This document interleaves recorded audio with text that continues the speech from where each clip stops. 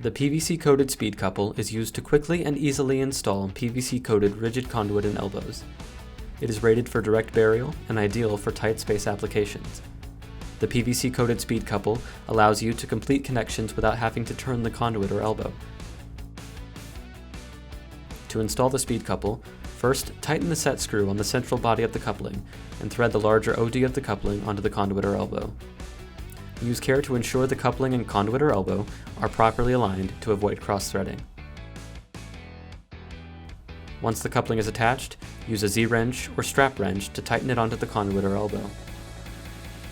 Next, you will loosen the set screw located in the central body of the coupling. This will disengage the internal swivel ring and allow the coupling to move to allow for proper alignment with the second piece of conduit or elbow. With the coated coupling and the conduit properly aligned, thread the smaller OD of the coupling onto the conduit or elbow. Tighten both ends as necessary with a Z-wrench or strap wrench so as not to damage the outside PVC coating. Tighten the set screw to lock the internal swivel ring in place.